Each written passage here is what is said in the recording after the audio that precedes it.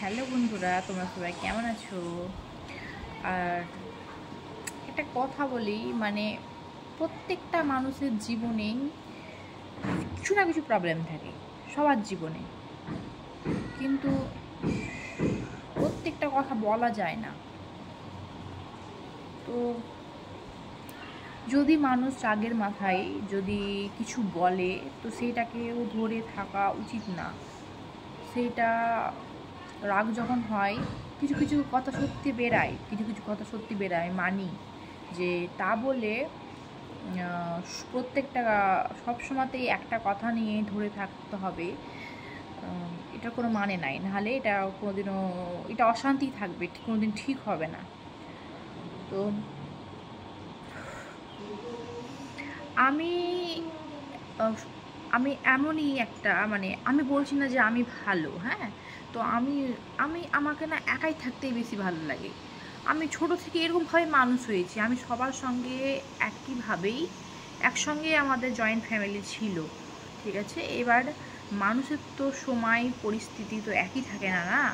সব সময় মানুষের একই সব পরিস্থিতি থাকে না। কিছু কিছু মানুষ পরিস্থিতির কারণে চেঞ্জ হয়ে যায়। তো আমাকেও এখন একাই থাকতেই বেশি ভালো লাগে।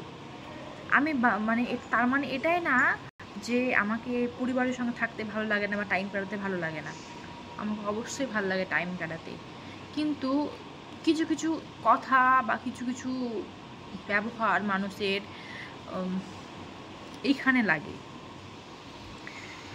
তো সবাইকে তো সব ব্যবহার, যে হয়তো আমাকে কিছু বলে রেখেছে তাকেও তো তার উত্তরটা আমি সবসময় দিই না। না, আমার মনের কিছুটা কষ্টে, মনের কিছুটা সব কিছু জিনিস লুকিয়ে রেখে দিয়েছি। কারণ আমাকে সবাইকে সব কিছু উত্তর দিতে সবসময় ভালো লাগে না। যখন হয় ঝামেলা বা কিছু, তখন আমি বলি, আমাকেও ছাড়ে না কেউ, আমিও তাকে বলি বা কিছু। তো আমাকে সত্যি বলছি, কি বলবো, আমি একাই থাকতে সত্যিই ভালোবাসি। এখন এখন আমাকে একাই থাকতেই বেশি ভালো লাগে। আমি কিছুই কারোর সঙ্গে আমাকে বেশি, আমি যখন মিশার আমি মিশি, কথা বলি, আর কি ঠাট্টা সব কিছু করি, কিন্তু আমি ঘরে একাই থাকতে ভালোবাসি। আমি মোবাইল টোবাইল দেখি, আমার যা কাজ করার আমি কাজ করি, আমার যে যা থাকে কাজ করার আমি কাজ টাজ করি। আমি মোবাইল টোবাইল দেখি, আমি ভিডিও ব্লগ বানাই, আমার ভালো লাগে বলে, টাইমটা কাটবে বলে আমি বানাই, আমার ভালো লাগে। কিন্তু আমি কার ব্যাপারে থাকতে চাই না যে তার তার আমাকে নিয়ে কোনো প্রবলেম হোক। আমাকে এরকম পরিস্থিতিতে আর থাকতেই ভালো লাগে না। আর তার জন্যই আমি একাই থাকতেই বেশি ভালোবাসি। আর আমাকে সত্যি একাই থাকতে প্রচুর ভালোই লাগে, তার জন্য আমি একাই থাকি। আমার মনে হয় আমি একটা ঘরেই কাটিয়ে দিতে পারি সময়।